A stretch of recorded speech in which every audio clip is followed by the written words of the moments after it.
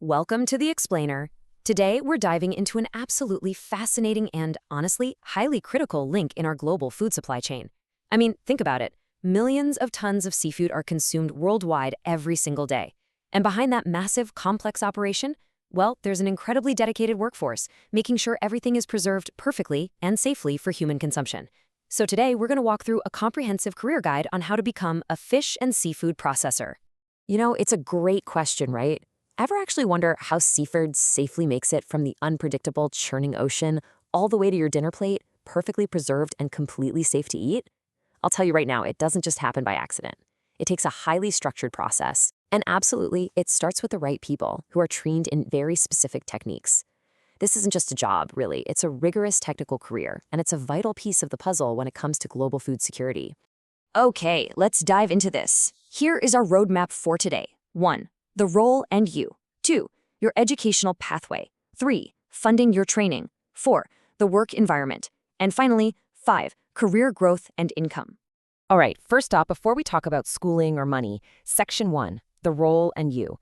Let's get into the daily realities of the job. So, a fish and seafood processor is the person directly responsible for taking that raw catch and preparing it for preservation. And we are talking about highly manual, extremely precise tasks here. Heading, gutting, cleaning, filleting, it's literally a race against the clock. Precision in this stage prevents massive amounts of waste and, most importantly, ensures public safety. Then once it's prepped, the processor handles things like canning, freezing, glazing, and packaging. They basically guarantee that the product survives that long journey from the facility to the consumer. Now, considering that rigorous, hands-on process, and keeping in mind the rather chilly, fast-paced, and, let's be honest, quite fragrant environment of a processing plant, you really have to ask yourself, do you have what it takes? Because while the technical skills can absolutely be taught, thriving in this role requires a very specific mindset. And this brilliantly illustrates exactly what managers are looking for on the factory floor. They generally zero in on 3 essential traits.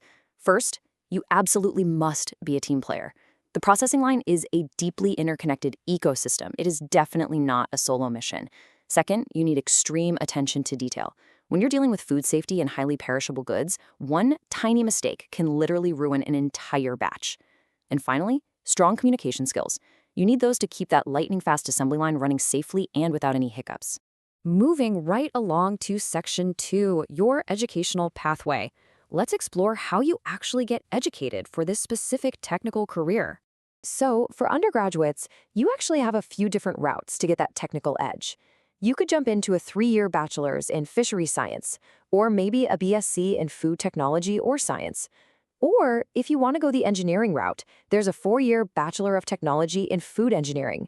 And hey, if you're looking to advance your expertise even further down the line, a 2-year master's degree in food or fishery science is a fantastic option as well. And if you're in India, there is incredible academic infrastructure for this pathway. You've got these elite hubs right in the coastal epicenters. Places like the Central Institute of Fisheries Technology in Kochi or the College of Fisheries in Mangalore.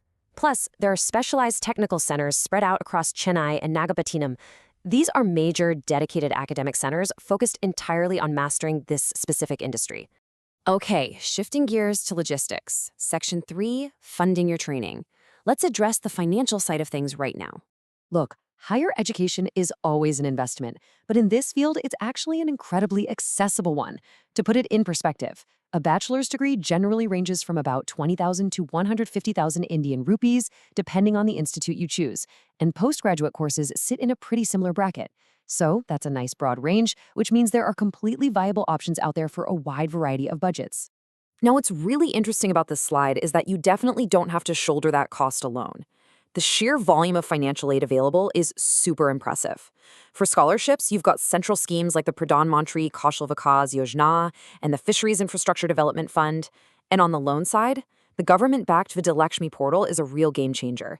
It connects students to standard and low-interest bank loans to help get you through the door without breaking a sweat. All right, let's step into the physical reality of the job. Section 4, the work environment. What does the day-to-day actually look like? Well, once you're hired, you'll typically be working 5 to 6 days a week, usually pulling 8 to 9 hour shifts inside a dedicated processing unit.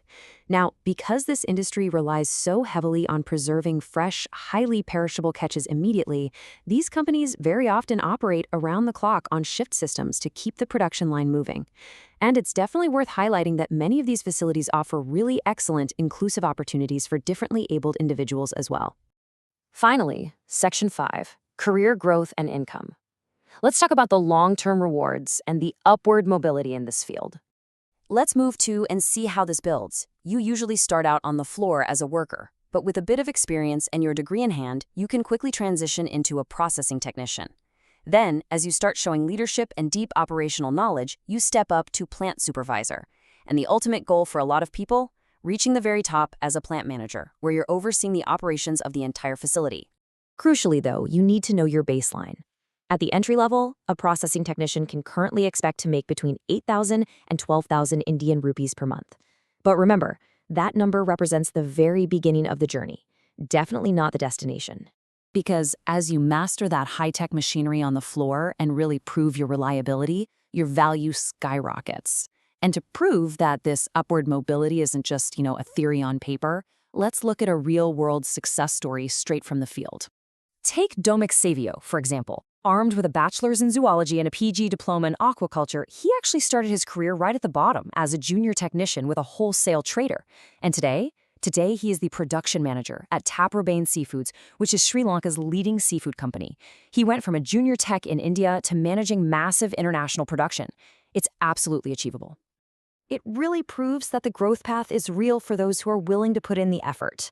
So we'll leave you with this final thought. From the factory floor to plant manager, are you ready to start your structured journey in seafood processing? If you love teamwork, you have a sharp eye for detail, and you want a career that literally feeds the world, well, your pathway is laid out right in front of you. Thanks so much for joining me on this explainer, and keep learning.